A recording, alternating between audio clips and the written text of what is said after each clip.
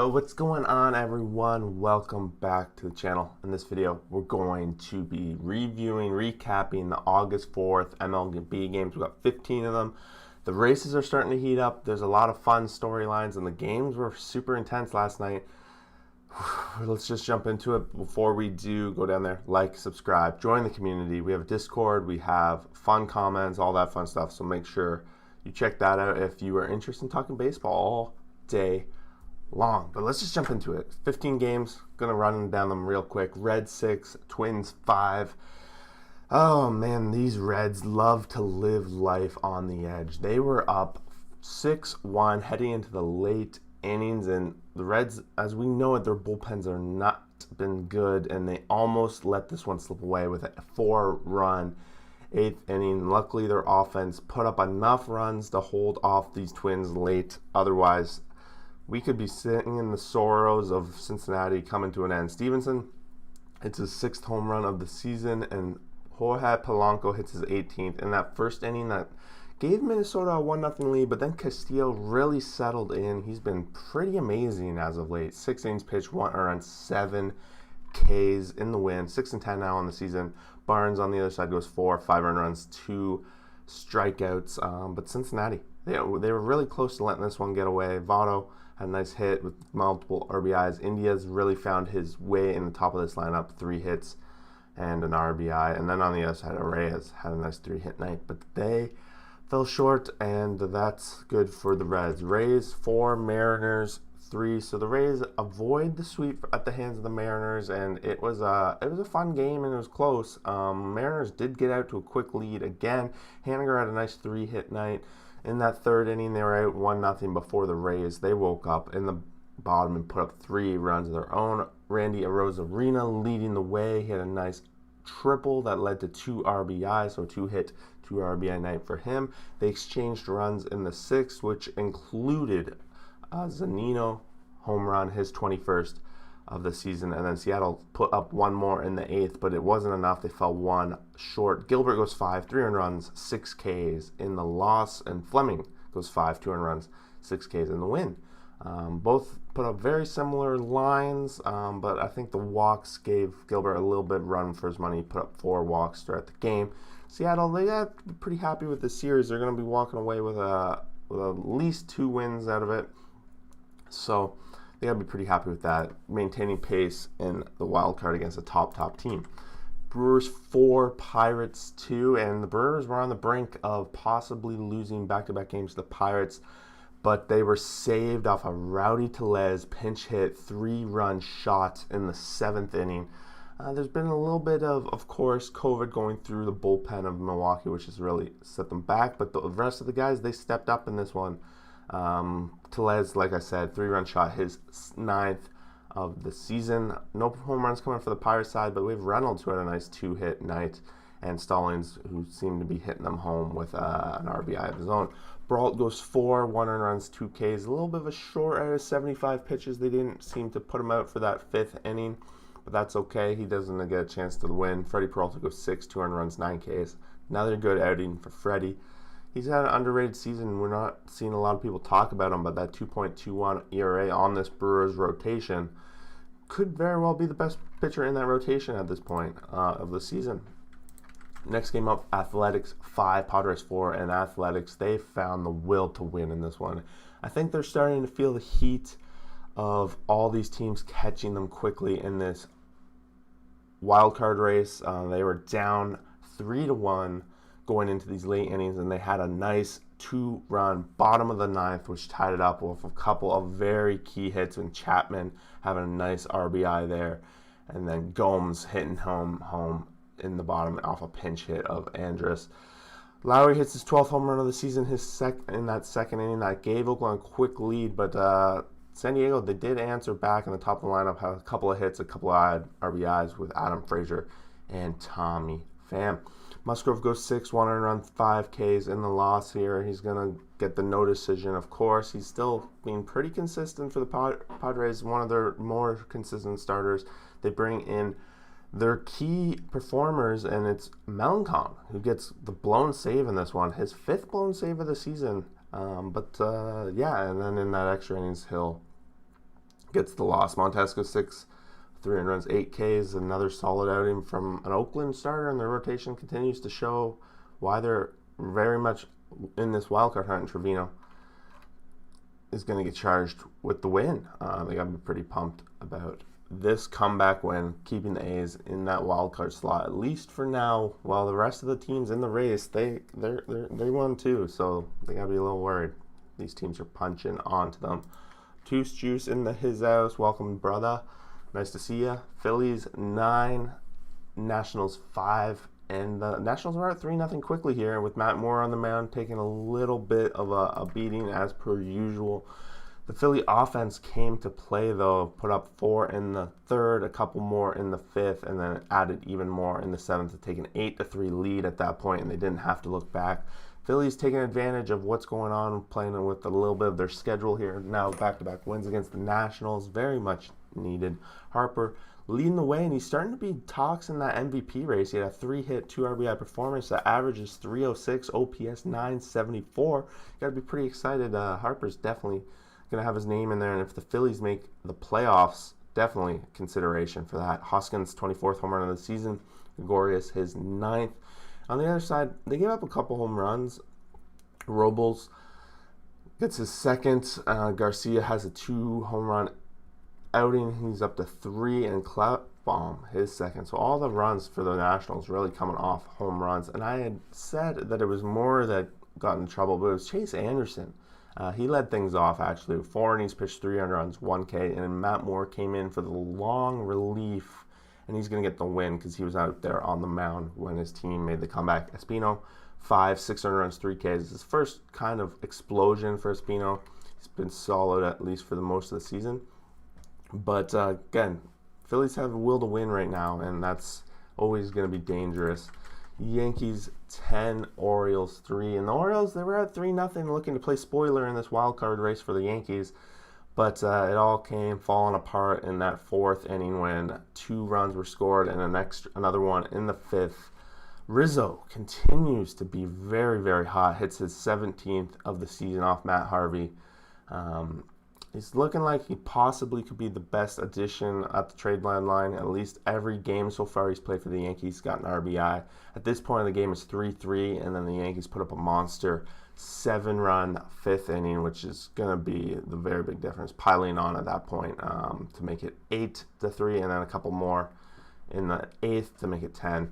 Mountcastle for the O's hits his 19th of the season. He's been something to talk about. 1 hit, 2 RBIs on this night, and Mullins, of course, continues to hit very well at the top of the lineup with a multi-hit game. Matt Harvey goes 4, 2 earned runs, 1 strikeout, and the no decision, at least for him. He's still been pretty solid, at least bringing that ERA down from 6.5 to a little bit lower. Tyon goes 6.1, 2 earned runs, 10 strikeouts. He's going to get the no decision because it wasn't until that inning after he comes out where the Yankees piled on. Blue Jays 8, Indians 6, and the offense for the Blue Jays. And George Springer is definitely back making his mark. He was coasting at basically a 200 batting average for the first little while coming back from his injury. But he's now up to 296. He has another monster night, leading the game off again with a first pitch home run, and as well throwing in a double for good measure. He has 4 hit, 3 RBI night for him. He continues now to bring that average. It's going to be over 300 before we know it, and it doesn't get much scarier than this, seeing this lineup that the Blue Jays are throwing out there day after day. They got it to an 8-0 lead after 3, and they coasted, and Matz was on the mound. They were able to let him eat up some innings. But then it gets to the late innings, and if you're a Blue Jays fan and you see what happened with the bullpen in the past, you got a little worried after that 4-run 8th inning. A couple runs start coming in the 9th, but luckily they had such a cushion that it doesn't matter. Mercado had a 4-hit RBI night. We have Jose Ramirez hitting his 24th of the season in the 9th inning, and Mercado also hitting one in the 9th inning. Luckily, that second one comes with 2 outs, so they only need 1 more out with a 2-run cushion. Meja went 2.1, 8 earned runs, and no strikeouts, so the Jays just really get to him, and his ERA is up to 8.75 now. He's 1-7 on the season, whereas Matz goes 6-0 earned runs and 8 Ks. Saucedo comes in. He's the one that gives up the 4 earned runs, and he was called up just for this game as well. So as soon as possible, I'm sure he's going to be sent back down as soon as someone else comes back. And Romano, typically the Jays closer, doesn't look too good in this outing. So there's a little bit of concern going forward at how the bullpen is going to continue to go. Red Sox 4, Tigers 1. Tigers actually had a good chance early in this game in that first inning. They had a couple of knocks to try and get an early lead, but they don't cash in, and the Red Sox immediately cash in the top of the second to take a lead when J.D. Martinez hits his 21st home run of the season. Kike Hernandez then goes up in the 5th inning and hits a 2-run bomb to help cushion Boston with a 4-0 lead. And believe it or not, Eduardo Rodriguez had a good outing, managed to go 5-0 earned runs and 10 strikeouts, where Casey Miz goes 5 earned runs and 3 strikeouts. The only run for the Tigers coming off the bat of Jonathan Scope, his 18th of the season, coming in that 7th inning. He was probably the highlight. He went 2 hits and an RBI and a couple of walks, so he was on base multiple times, but the Tigers were not able to cash him in other than his own home run. Mets 5, Marlins 3. The Mets were at 3-0 before the Marlins put up 2 in the 5th and 1 in the 6th to tie it up. And if you're Mets fans, you're holding your breath because another loss here with the Phillies winning and the Braves in action. You got to have a little worry. Baez does hit his 24th home run of the season in that 8th inning. That helps cushion and give them a lead back. Aguilar for the Marlins, it's his 19th in that 6th, which did tie it up at the time. But if it wasn't for Baez, this game could have gotten away. He also had a nice play at the home plate where he did one of those slides where you reach out and then you pull it back last second and reach the other hand out, which resulted in a run where the ball was there first. He could have easily been tagged. Carrasco, he's back as a Met pitcher, 4.1, 2 earned runs, 5 Ks. They're still keeping him short, 62 pitches, but it could have been one of those situations too where he gave up a couple of runs and their lead is on the line and they don't want that to happen too, so they could have yanked him a little early. Thompson goes 4, 2 earned runs and 2 strikeouts. Bass is going to get charged with the loss here. He's now 1-7 on the season. It looks like Bass getting the tough end of the stick most nights and getting the loss. Royals 9, White Sox 1, and of all the teams in the Central, the Royals seem to be able to have the White Sox number on most nights. After the sweep last week, they do take one back here. They did lose the first 2 of this round, but they're still there. Whit Merrifield has a nice outing, 3 hits and an RBI. He also gets his 28th stolen base of the season. I believe that's league leading at this point in time. Salvador Perez again continues to smash the ball, 27th home run off Giolito in that 3rd inning. Olivares hits his 3rd and Taylor hits his 10th, as well as O'Hearn hits his 9th. So the long ball is definitely live and well for Kansas City. Giolito definitely struggling. Braves puts up the only solo run for the White Sox with his home run, his 19th of the season. But Giolito, not a good outing for him. He went 4, 6 earned runs, giving up 3 home runs. Pretty much put his team way, way behind, and they did not capitalized. Carlos Hernandez goes 5, 1 earned run, 6 Ks. This guy's been all right as of late. The ERA is still a little high, but this one definitely helped him out.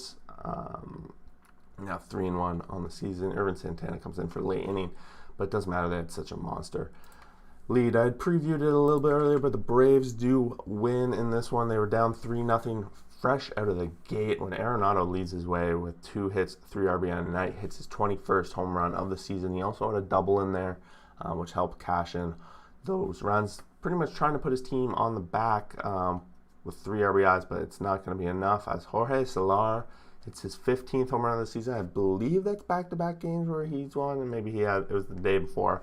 But Duvall showing his worth at the trade deadline as well. 23rd home run of the season. A nice 2-run bomb coming in that 6th inning, which gives them the lead at the time before St. Louis ties it up in the bottom of the 7th. And it's that 8th inning, 3-run inning, just generating no home runs coming in. Dansby Swanson leading the way with a 4-hit night for the Braves. Smiley goes 4, 3 earned runs, 2 strikeouts, no decision, and Martin's going to pick up the win in the bullpen, and Smith coming in for his 22nd save of the season. Happ making his 2nd start for the Cardinals. First one didn't go so well, but this one was enough to make them win. 5 innings pitched, 2 earned runs, 4 Ks. But it's their bullpen that falls apart. Gallegos getting charged with the loss here. And it's a tough loss for the Cardinals. They're now back below 500. But the Braves are 500 now. Can they find the leap to go over? We'll find out soon. And I think the Braves are definitely in the hunt now. So all the teams in the National League East won last night that are in the hunt. So that race continues to go. Cubs 3, Rockies 2. This was basically a case of Rockies putting up 2 in the first and the Cubs answering the 5th inning with 3 of their own, and that was it. Patrick Wisdom led the way with 3 hits, 3 RBI night. All of them coming in that 5th inning, of course, with a bases clearing double off of John Gray, which gives them the lead. John Gray goes 6, 3 earned runs, 6 Ks. He's going to get charged the loss. And Alex Mills goes 6, 2 earned runs, and 3 strikeouts. He's going to get the win. Not much else to say. It's a pretty low-scoring game. Couple of events that led to runs, and pitchers did pretty all right. Next up, Dodgers 7, Astros 5. So this game was a lot different than the night before, where it was 1-0 going into the late innings. This one was 7-2 going into the late innings, and it was the debut of Max Scherzer. What can you say? He had a good outing, and the offense for the Dodgers showed up early. Mookie Betts leading the way with a multi-home run night, 2 hits, 2 RBIs, both of them solo shots. He's up to 17, and both of them coming off Ohtani. Will Smith also hits his 15th in that first inning, so 2 home runs coming in that first inning, and Pollock hits a 14th as well. So what's this?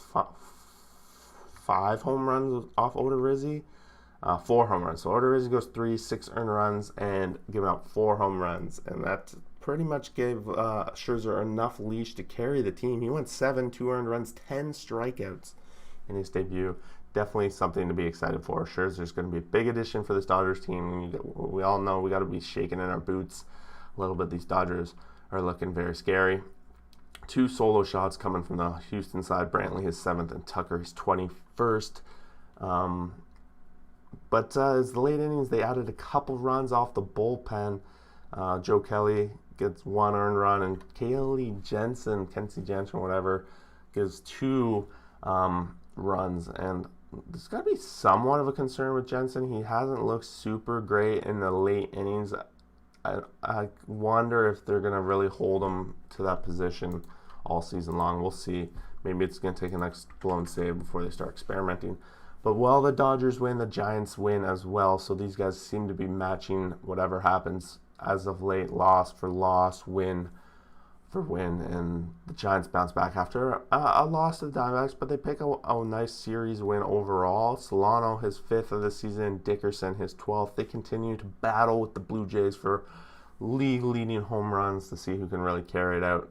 Dickerson, 2 hits, 3 RBI night, leading the way. They're up 3-0. Arizona put up 1, and then in that 7th inning, they piled on 4 more to really walk away with it. Gausman, he's back. 6 innings pitched, 1 earned run, and 8 strikeouts. 10-5 now on the season.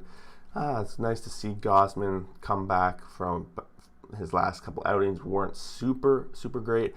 Gallen goes 5.2, 3 earned runs, and 6 strikeouts in the loss. But he looked all right. Like, Gallen's definitely got a future here in Arizona.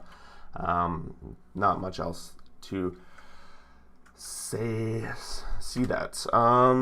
Obtuse Juice, you're going ham in the comments. I love to see it. Harvey had a right knee injury. That's why he only went 4 and why he lost. Okay, so Harvey, if he stays in there, the O's are gonna put out.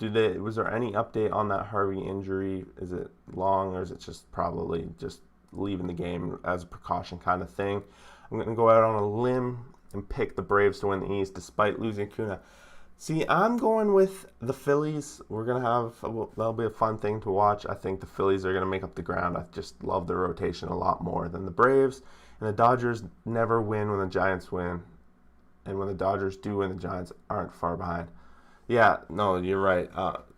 I know you corrected it to lose. So that's basically what they've been doing the last one. And when they play each other, they're basically 500 against each other all season long. So they're matching up. If that's the case, then the Giants are going to be able to walk this way to the division lead. But we still have, 2 months to go. About 50 games for most of these teams left. These races are going to get super tight. It's going to be fun to watch down the stretch. I'd love to hear what other people think. Who's going to win the National League East? Who's going to win the wild cards? Let me know in the comments below.